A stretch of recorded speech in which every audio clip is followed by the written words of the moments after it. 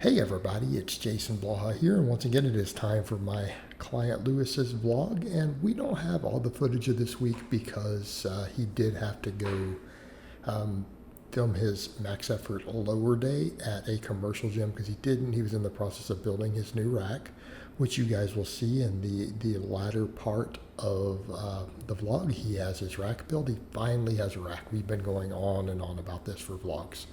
And a lot of it is just a basic safety issue.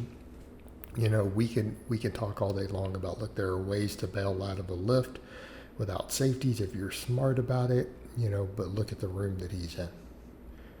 Look at all the stuff that's going to be destroyed and damaged if he ever has to bail. Okay?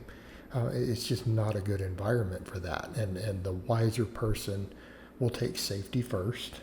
And they'll get a good rack, and he was finally able to do that. It's something we've talked about a long time. He had to put in a lot of effort to find one that fits, because of the ceilings. Plus, he's very tall. He's over 6 foot tall. He's in low ceilings, so you have to think about the accommodations he had to make to find a rack that would both physically fit and allow him to squat in it that minimized floor print. Okay, this was a quite a process, and he doesn't live in America. He's not here in the U.S. with as many companies, so it's again turned out to be a more difficult process than you might think. But we are finally there. Unfortunately, he's cutting right now, as we discussed last time. We're keeping him on conjugate. We're dialing the volumes back a bit because he's like, look, I feel like I'm at an uncomfortable body fat now. We've bulked. I need to lean out a bit. And I agreed with him. It's like, we can do that. So we're trimming down. We're going to do our best to maintain his performance. We're going to do our best to maintain his muscle mass. And once he is a little bit leaner, loses a little bit of the extra fluff, we will go back into a nice slow bulk. And we'll continue to move him forward and progress him. So everything is being kept real basic right now.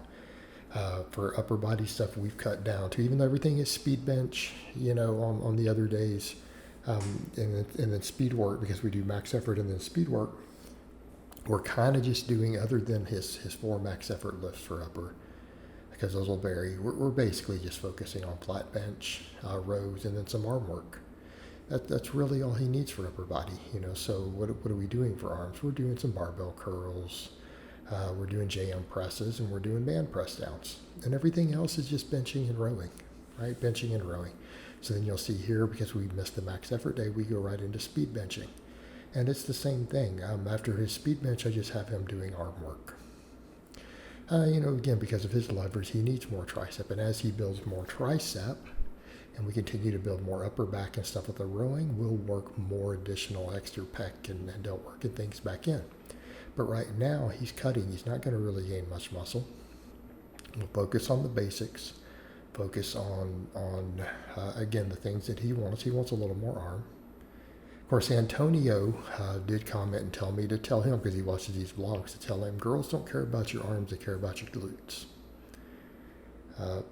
And I'm going to agree with Antonio on that. I'm not saying, women don't notice different things, but they do notice your glutes more, bro. There's a degree of truth to that. I'm not saying it's entirely true. I'm not saying they don't ever notice other stuff.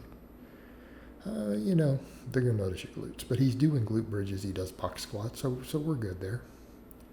But I just thought it was funny that Antonio, because he's one of my vloggers and my powerlifters, he said, you got to tell Lewis this.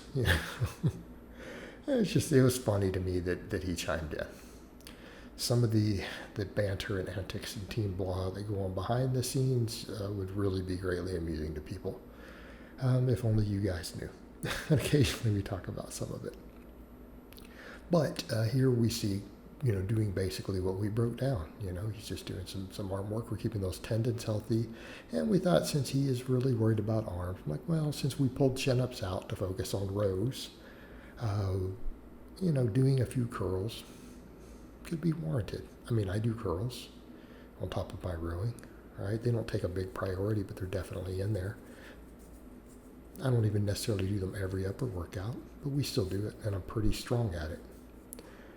So it's certainly nothing wrong with it if that's what he wants to do, and it can carry over to your deadlifting and grip and things if you do it correctly. And there's something to be said for everything improving your bench. You know, if you want a big bench, you just need to be stacked in your upper body. Yes, the primary movers are most important, but a lot of these other muscles still matter. Lats, rear delts, biceps, they do matter on your bench. They just don't take a priority. But to say that they're irrelevant, not true. They're important stabilizers. Some of them create some important squish. All right. So then after that, we finish up with dynamic effort lower. He does speed boxes, right? We do, some good mornings. We don't always do them on this day because he has limited recovery. So we tend to do the good mornings on just the max effort lower. But I still have him do some glute bridges. We do ab work. We do single leg exercises after the speed box squats and the speed pulls, right? And then we finish up with a little bit of ab work. Very basic, and that's all that he needs at this point. We'll keep him moving forward. And you guys will see him finish up with the ab work. All right, guys, but that's really all I have to say on that today. I hope it's been informative, and I'll talk to you guys next time.